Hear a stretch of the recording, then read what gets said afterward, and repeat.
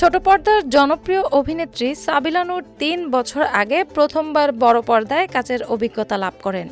২০২৫ সালে তাণ্ডব চলচ্চিত্রে প্রথমবার ঢালিউড তারকা শাকিব খানের সঙ্গে পর্দা ভাগ করে নেন এই অভিনেত্রী।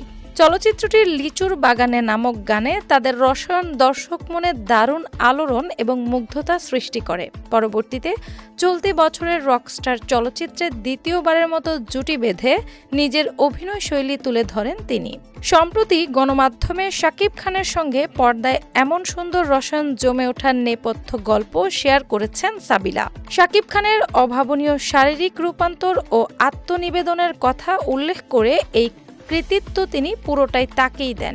মালয়েশিয়াতে চিত্রগ্রহণের কথা স্মরণ করে সাবিলা জানান, অল্প কদিনে শাকিব নিজেকে একদম তরুণের মতো বদলে ফেলেছিলেন। তিনি জানান, পুরো দলের প্রাণবন্ত কাজের পরিবেশ এবং যৌথ প্রচেষ্টার কারণেই এমন মনোমুগ্ধকর রসায়ন ফুটিয়ে তোলা সম্ভব হয়েছে।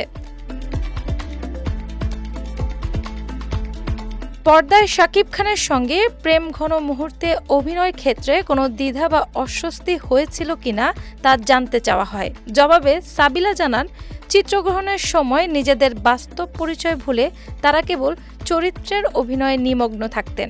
শাকিব খান তাকে কাজের উপযোগী পরিবেশ ও স্বাচ্ছন্দ্য দেওয়ার কারণে রোমান্টিক দৃশ্যগুলোতে অভিনয় করা সহজ হয়েছিল। প্রতিটি দৃশ্যের পর তা পরখ করে সংশোধন করার শাকিব খানের স্বভাব সাবিলাকে কাজে ভীষণভাবে অনুপ্রাণিত করে।